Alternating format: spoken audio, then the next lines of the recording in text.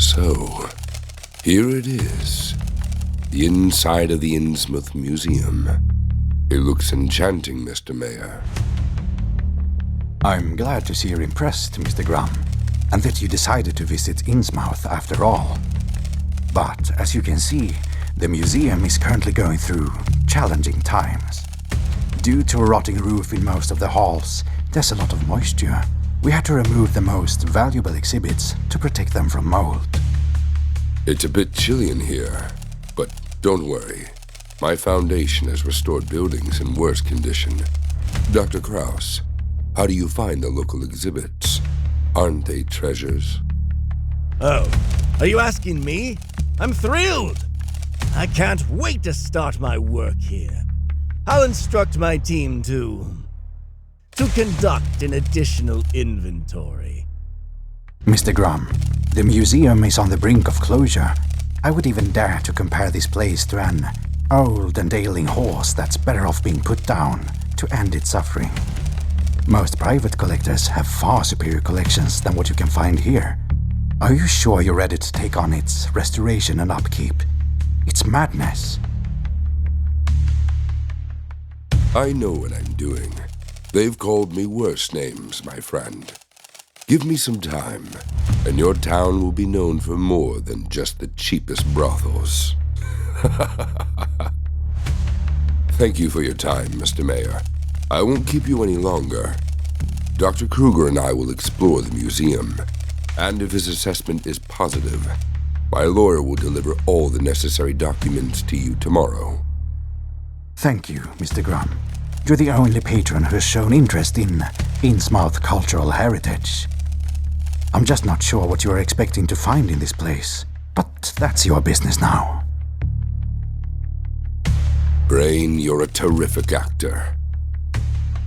I'm sorry, Head. I thought we agreed that my nickname is Kruger, not Kraus. Don't worry. I believe this museum building will be perfect for the moths. What? What's happening? This building is about to collapse! Gosh! Keep your composure. It's just a minor earthquake. These things happen in Innsmouth. I visited this town with my father when I was young. As you say, Head. But what was that noise? You need to get out of the laboratory more often, Brain. I'm sure it's just a ship's siren leaving Innsmouth Harbor. Gather your people and see what interesting exhibits the moths can find here.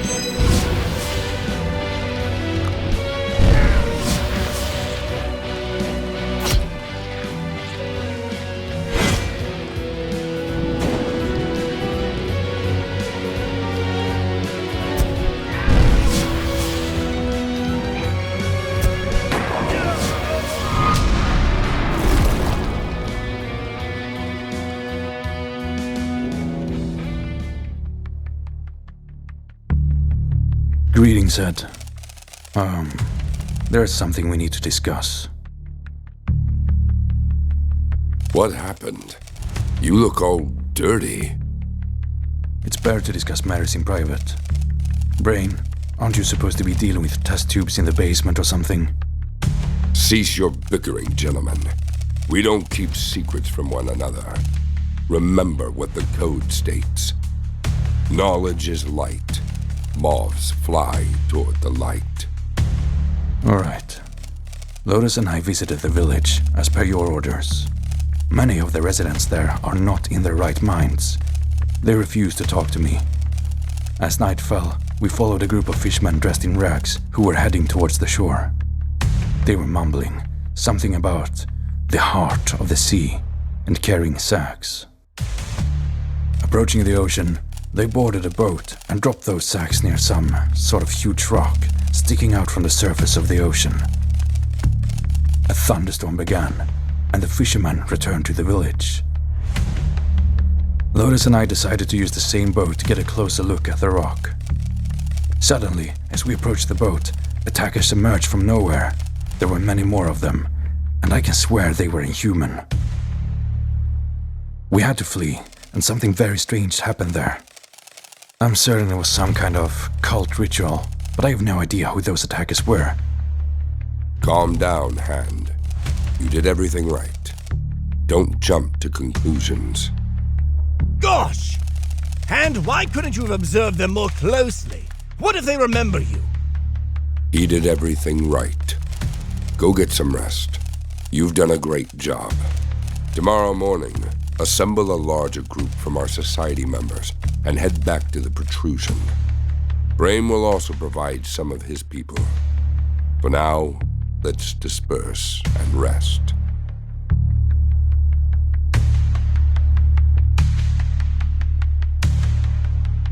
And now this is truly strange. The moon didn't disappear by morning. Why has it turned red-pink? I don't like this, Head. I agree. My wise father has records of this in his journals. Let's wait for Hand and his team.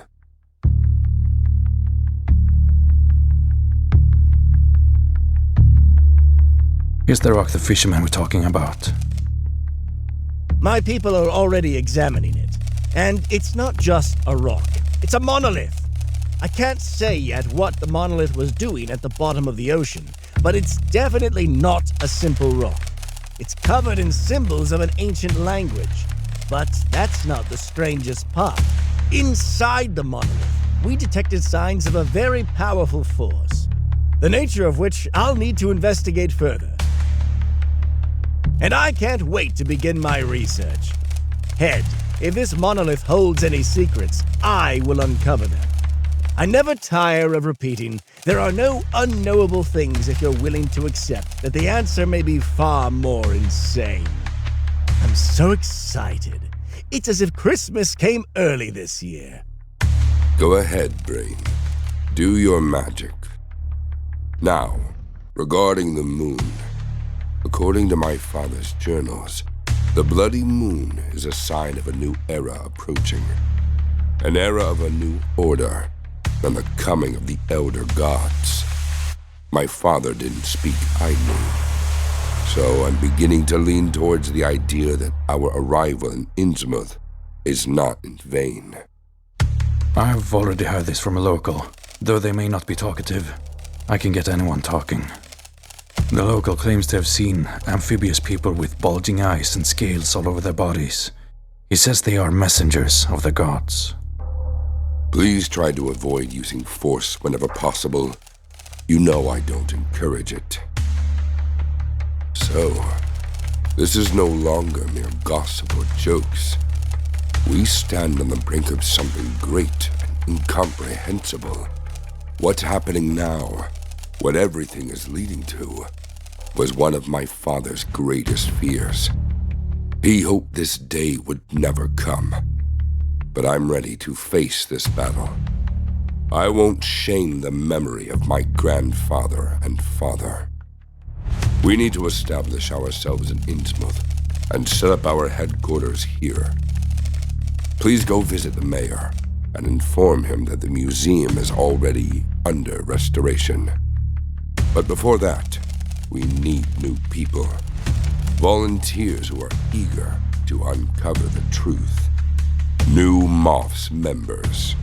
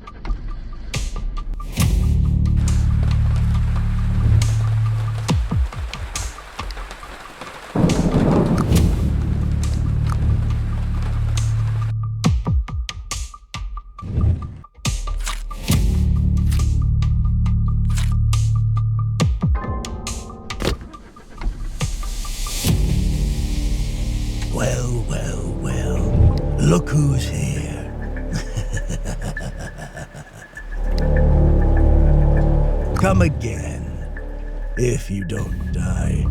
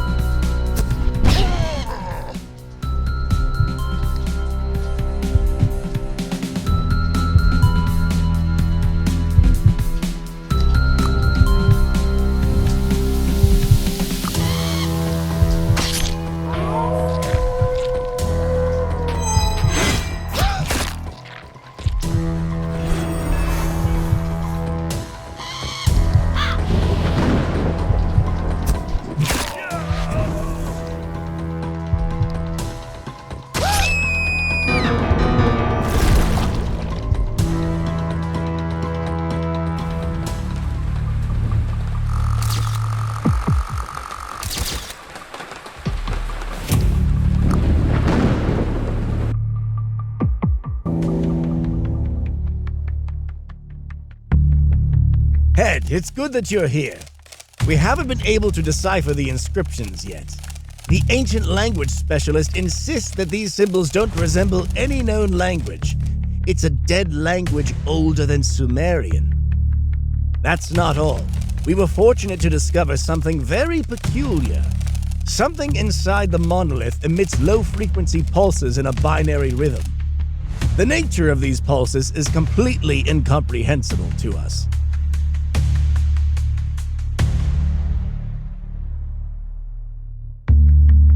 Bad news, sir. The new recruit didn't return on time. I sent a search party to assist him. Unfortunately, when the search party found him, it was too late.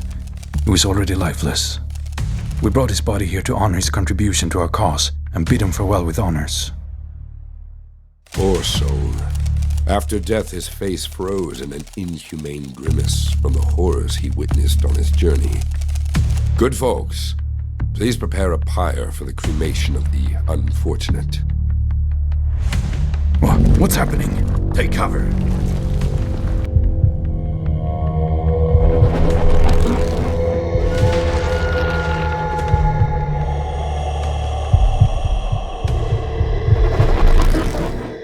Is it over? I think we have nothing more to fear. I've never seen anything like this before. Look at the face of the deceased. It's no longer distorted by an inhuman grimace. Perhaps, crazy as it may sound, the monolith absorbed all the horror he experienced. Brain, your hypothesis is not crazy at all. My father wrote about it in his journals. This artifact consumes the fear and dreadful pain experienced by humans. In return, it provides immense power that can be harnessed. Didn't you just witness that? Head, we need to study it in more detail before using it. We don't fully understand what we're dealing with. Brain, look outside of the blood moon. Isn't that a sign? What if the monolith is our only salvation from the cosmic threat looming over this doomed town? What if we have to fight the elders? Fight the very gods? Gods whose mere thought drives the most experienced members of our secret society insane. You can count on me.